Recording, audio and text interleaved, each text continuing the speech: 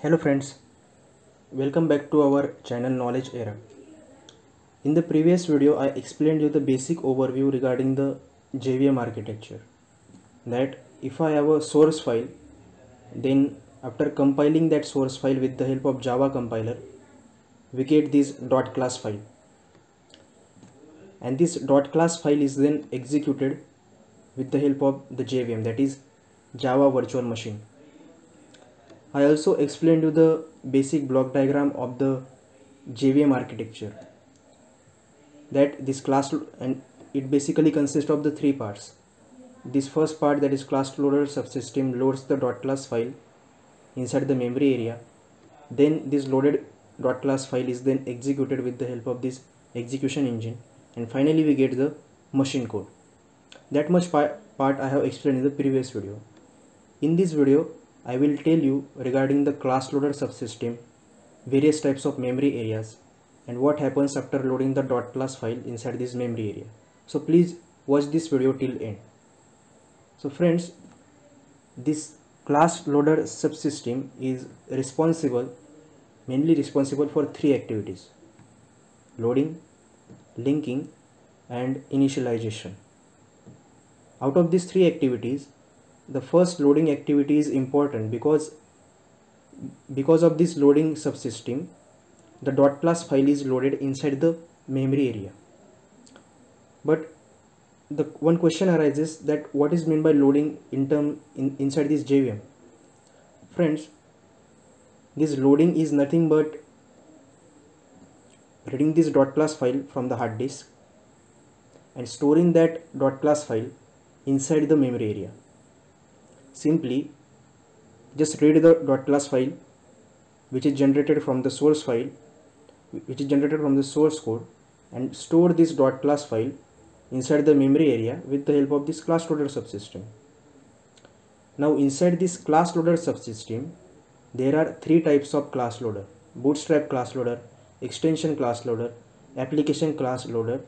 And with the help of these three class loader subsystem loads this .class file inside this method area. Now basically there are, friends, 5 types of memory inside the entire JVM, and these 5 types of memory are: the method area, which holds the static variable, static block information; the heap area holds information regarding the objects. All objects are created inside the heap area. Arrays are created inside this heap area. The strings are created inside this heap area. In programmer's points of view, this is the most important memory area.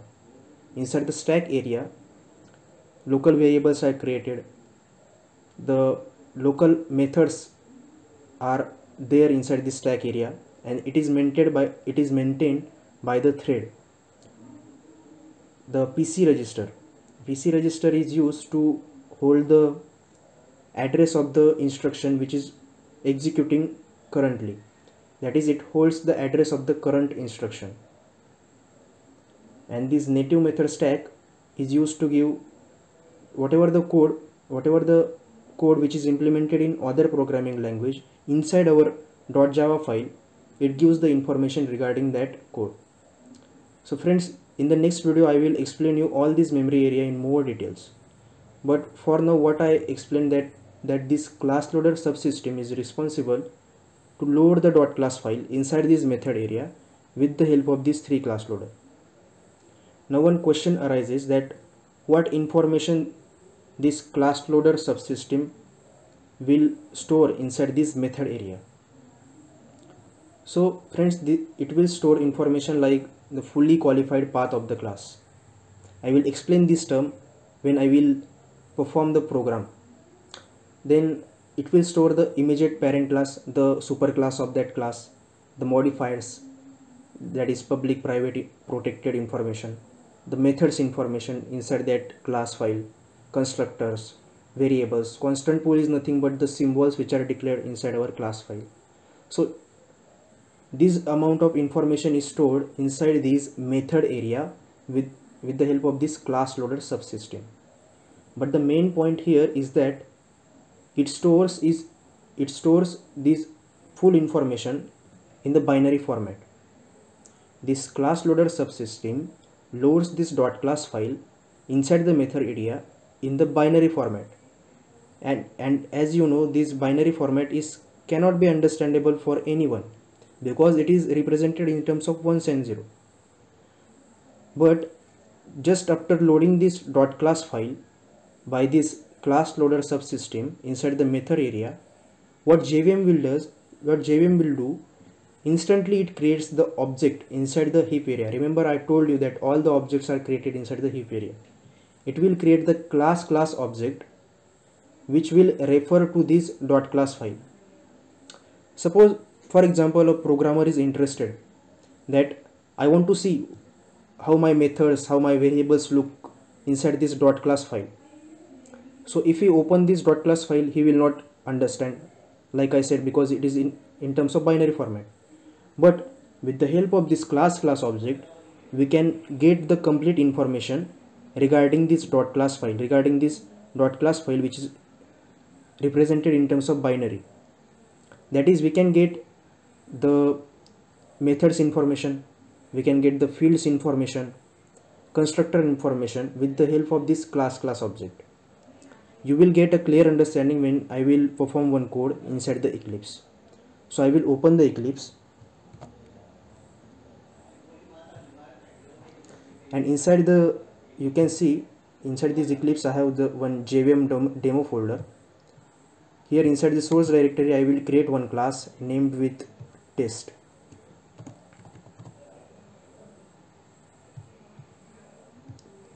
And inside the main method I will create the student object.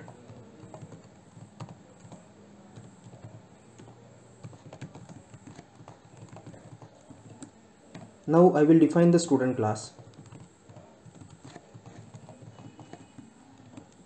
and inside this student class I will create two fields and one method. So I am creating the two fields. The first field name with the roll number, another the name of the student, and I will create one method to display this roll number and name of the student.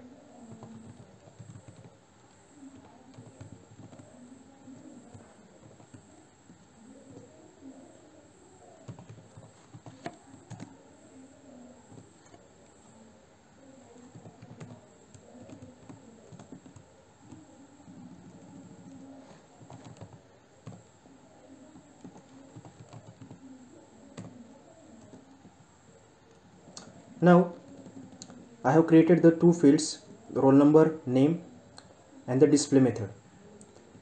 Now in order to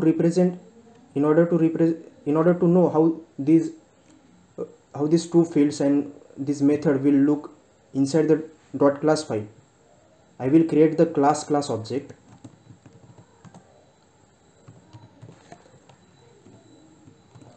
And with the help of class.forName method, it will ask about the class name. Now as we are dealing with the student class, we will pass the student class inside this class.forName. Friends, this might throw the exception, so we will simply write here throws exception, so it will not give any error. Now in order to get the number of methods which are defined inside this student class, we will create a method array.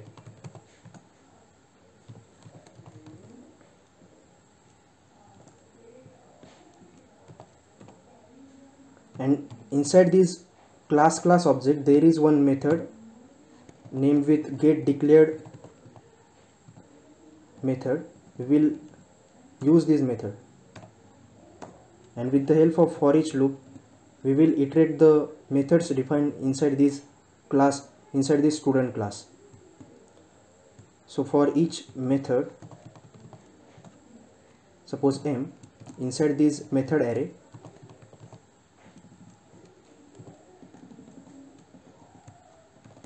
we will simply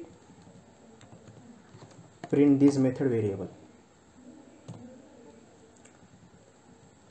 You can see this this method array is throwing some exception because this method class is present inside the reflect package, so I need to import that. So I will import from the reflect, I will import the reflect package from this lang package.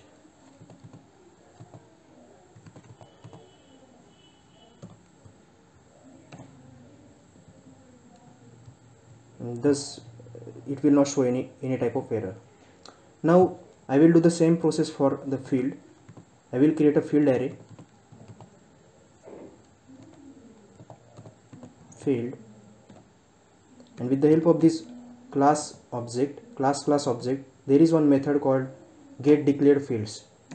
By that we will get the information about the fields declared inside that dot class file. I will again use this for each loop. Simply I will copy paste this and rename here field. For each field inside this field array, sorry, I will rename as f inside this field array, and I will simply pass this f variable. Now you might be confused, so I will run this code and you will get the clear idea that what I am saying. So after running this application, you can see that